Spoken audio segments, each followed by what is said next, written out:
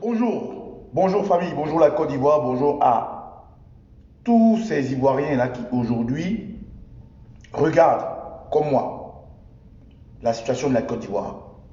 Tous ces Ivoiriens qui aujourd'hui mettent un pas en avant pour jouer un rôle patriotique.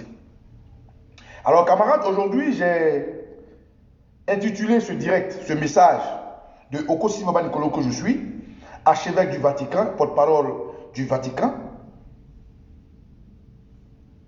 Le combat métaphysique des politiques doit nous motiver. Qu'est-ce que j'appelle combat métaphysique? Vous voyez, en toute chose, en tout combat, il y a de l'énergie qu'on dégage. L'énergie qu'on dégage pour mener un combat de la faim est différente de l'énergie qu'on dégage pour mener un combat, par exemple, dans des idylles amoureux. Lorsque vous êtes face à quelque chose, votre esprit, votre âme et votre corps vous permettent d'emmagasiner de l'énergie et faire face à ce contre quoi vous allez vous battre.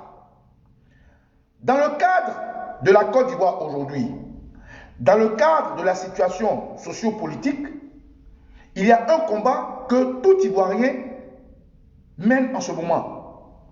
Et ce combat-là a deux étapes.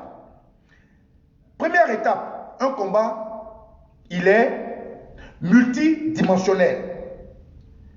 Multidimensionnel, il y a le niveau spirituel, il y a le niveau métaphysique et il y a le niveau physique. Dans le niveau spirituel, c'est les prières, c'est les incantations, c'est l'énergie que vous dépassez, vous mettez dehors en fonction de vos qualités spirituelles. Et il y a le niveau métaphysique. Le niveau métaphysique, c'est ce qu'on ne peut pas comprendre, c'est-à-dire quelqu'un pose un acte que tout de suite, vous ne comprenez pas. Quelqu'un pose un acte qu'il faut des explications pour saisir. Quelqu'un pose un acte qui, dans l'entendement naturel, n'est pas logique. Et maintenant, il y a le niveau physique. Le niveau physique, c'est le combat qui est palpable, qui est scientifiquement prouvé, qui est logiquement acceptable. Et nous autres, nous sommes à quel niveau? Au niveau spirituel, nous laissons notre combat aux guides religieux, catholiques, islamiques, bouddhistes, bossonistes et autres, j'en passe, à nos ancêtres. Ça, c'est le niveau spirituel. Et ce combat-là, toute personne, toute énergie, africain, panafricain et même occidental ou américain, j'en passe, peut le comprendre parce qu'il y a des forces dans la spiritualité de ceux qui comprennent la spiritualité. Et ça, ce combat-là, comme la Côte d'Ivoire est passée dans un monde de profondeur, il y a ce côté spirituel dont le violeur constitutionnel a usé avec les sacrifices humains, les incantations, la tuerie des enfants à un moment donné, ils ont éventré des femmes, violé des femmes, sodomisé des hommes. Tout ça, ça fait partie du volet spirituel dont ils se sont servis pour arriver là. Donc, nous aussi, en contrepartie, dans ce combat multidimensionnel, il y a le niveau spirituel qu'il faut mettre en exergue. Et certaines personnes le mettent en exergue. Sauf que, pour comprendre ces étapes-là, est-ce que les hommes spirituels, est-ce que ceux qui sont dans le monde spirituel, la spiritualité, acceptent l'étape de combat des hommes qui font le combat de façon métaphysique? Non. Est-ce que les hommes spirituels acceptent la manière dont réagissent le niveau physique? Non. Mais le combat qu'ils mènent, le côté spirituel souhaiterait que tout homme comprenne et mène ce combat comme eux. Descendons au palier de la métaphysique. Au palier de la métaphysique, est-ce que ceux-là souhaitent que nous menions le combat comme eux? Oui, sauf que nous ne comprenons pas. Est-ce que ceux qui mènent le combat dans le côté physique comprennent ce qu'ils font? Non, parce que nous ne comprenons pas. Descendons au niveau physique.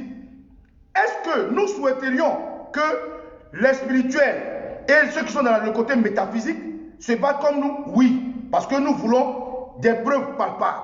Nous voulons des explications logiques. Nous voulons des explications scientifiques. Parce qu'aujourd'hui, face à ces manières de mener un combat qu'on ne comprend pas, on va ça et là et nous n'arrivons pas à aller droit au but, à l'objectif clair.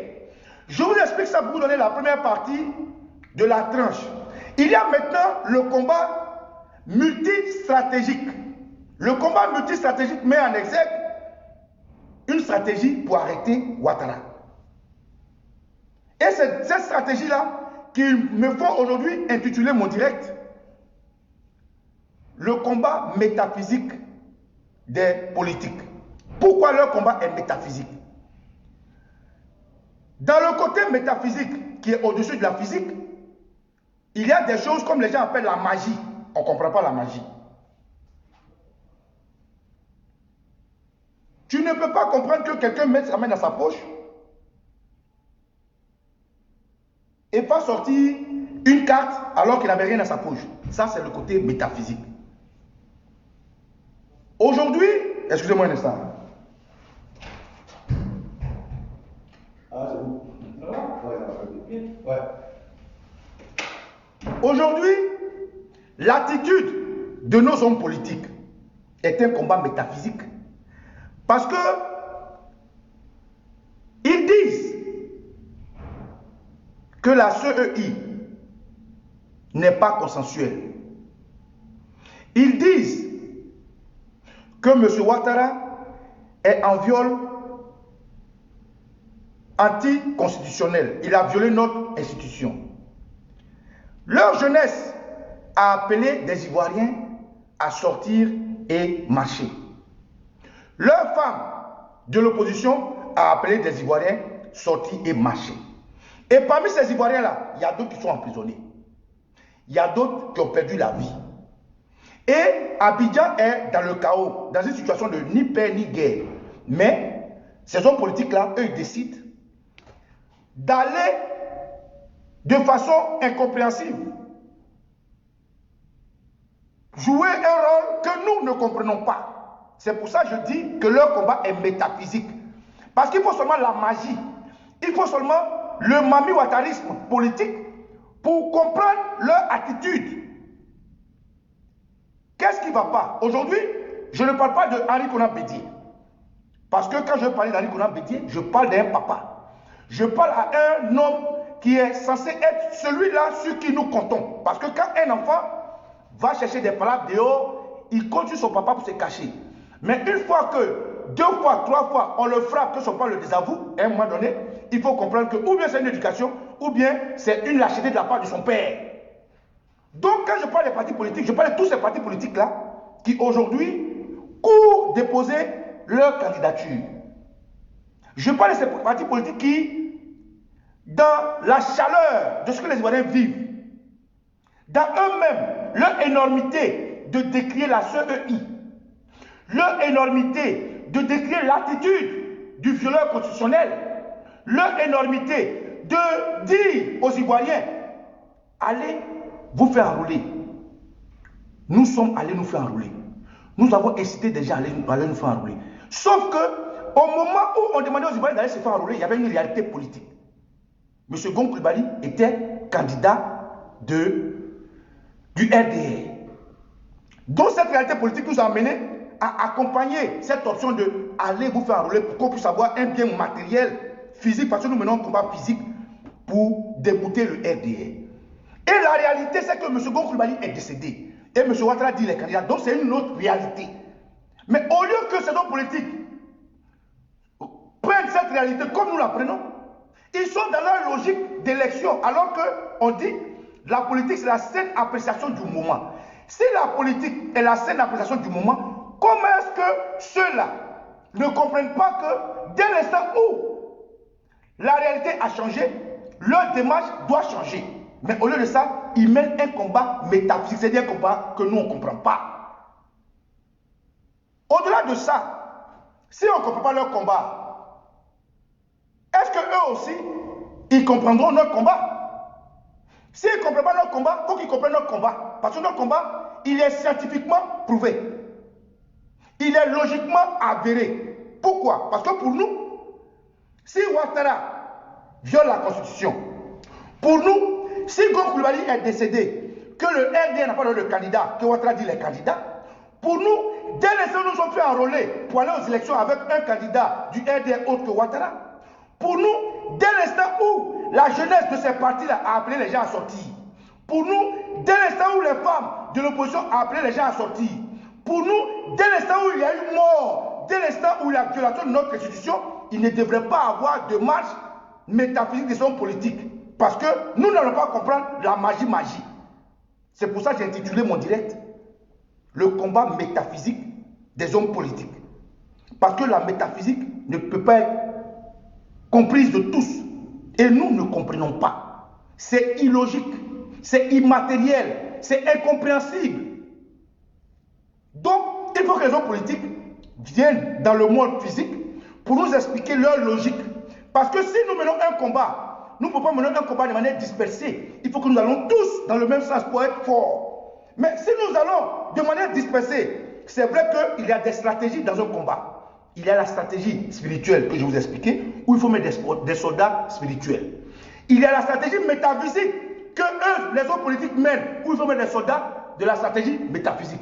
Et il y a la stratégie physique où nous sommes, où nous mettons des soldats de la stratégie physique. Mais toute cette stratégie-là, est ce qu'on appelle une trinité, une entité qui donne force à un corps. Donc si nous formons un corps, il faut qu'il y ait une communication de bouche à oreille pour que nous comprenions votre attitude.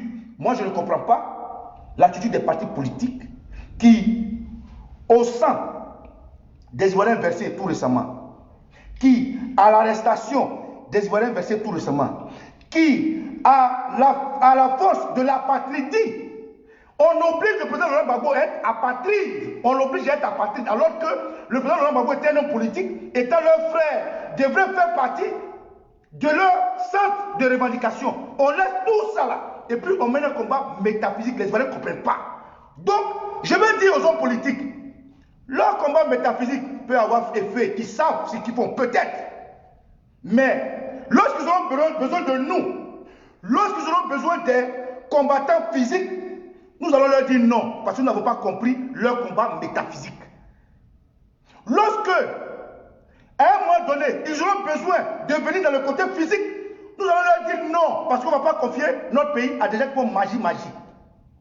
On ne va pas confier la Côte d'Ivoire à des métaphysiciens. On ne va pas confier la Côte d'Ivoire à des gens qui font magie, mami ouattarisme politique. Si aujourd'hui, nous, en tant que physiciens, nous demandons aux jeunes Ivoiriens de poser des actes, bloquer les voies, empêcher la circulation, c'est parce que comme David, nous faisons qu'avec ce qu'on a. Nous n'avons pas d'armes, nous n'avons pas de cartouches, nous n'avons pas d'argent, nous n'avons rien. Donc nous utilisons les voies et moyens pour contraindre M. Ouattara à partir. Au lieu de nous aider, au lieu de nous accompagner pour que cela ait effet, vous menez un combat métaphysique. Bref, camarades, c'est pour vous dire dans ce direct que un combat est multidimensionnel. Il y a le niveau spirituel qui a une dimension, il y a le niveau métaphysique qui a une dimension, et il y a le niveau physique qui a une dimension. Alors le niveau spirituel qui est laissé à nos ancêtres d'Afrique, aux chrétiens, aux musulmans et autres, nous pouvons leur concéder ça, parce qu'à chaque entité, il y a l'âme, il y a l'esprit, il y a le corps. Au niveau métaphysique, dont les hommes politiques se sont saisis, et qui posent des actions que nous ne comprenons pas, parce que c'est ça aussi la logique de la métaphysique.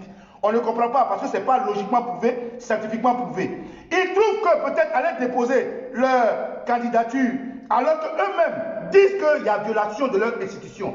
Or, cette candidature est surveillée et garantie par leurs institutions. Aller déposer leur candidature avec un candidat qui dépose sa candidature qui ne devrait pas poser sa candidature. Aller déposer leur candidature dans la période où certains Ivoiriens, parmi eux, ont amené d'autres Ivoiriens à sortir. Allez déposer leur candidature alors que c'est encore le sang chaud des Ivoiriens à Benoît, à Divo, ça et là, à Daoutro, et je ne comprends pas. Donc, ce volet métaphysique peut être compris peut-être par eux. Nous ne comprenons pas. Et il y a le volet physique que nous sommes, du Vatican et tous les Ivoiriens qui nous accompagnent, qui nous aident, pour dire, si nous voulons aller en rang dispersé, nous allons effriter nos forces. Si nous voulons aller en rang où nous ne comprenons pas, nous allons effectuer nos fautes. Alors, il n'est pas encore tard pour que ces hommes politiques, dans la métaphysique, comprennent que s'ils s'entêtent, demain, lorsqu'ils ont besoin d'un combat physique qui dépendra des Ivoiriens, à ce moment-là, nous allons leur dire non. Parce qu'on n'a pas confié notre pays à des gens qui font magie. À des gens qui sont dans la métaphysique, à des gens qui font du manuatalisme politique. Camarades, c'était le message que Okosi Nicolas voulait passer. Au-delà de ça, j'ai appris que M. Ahmed Bakayoko serait en partance pour Divo. Alors, je demande à tous les enfants de cœur, vous gardez votre mise au fait. Oui. Je demande à tous les enfants de cœur, ce week-end, vous gardez votre mise au vert. Restez toujours en Auvergne.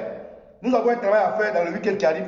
Ne vous mêlez pas de ça. Si ceux qui font la métaphysique politique comprennent, ils vont dire à leurs militants métaphysiques là de bloquer la route de Abidjan à Divo pour que Ahmed Bakayoko n'arrive pas. Donc, les enfants de cœur, restez dans votre mise au vert. Reposez-vous, mangez. Nous avons un combat qui arrive parce que nous sommes devenus des enfants orphelins en Côte d'Ivoire. La Côte d'Ivoire est orpheline. Orpheline de la communauté internationale, la CEDEAO et l'Union africaine.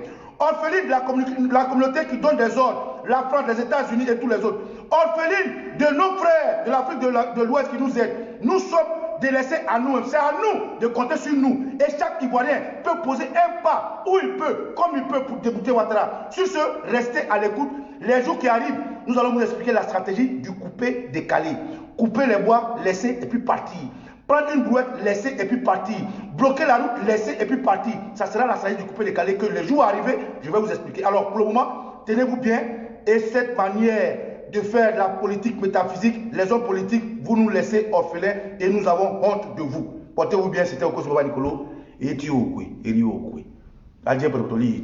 que les ancêtres d'Afrique vous protègent tous. Et merci à mes camarades de lutte, Maman Madeleine Kondo, Maman Eben Boané, Maman Leila Bamba, Papa Bishop Melchisedek Kassoum Ouattara et l'archevêché depuis le AFCCD, le doyen Topa et le pape lui-même. Portez-vous bien. Ciao, ciao.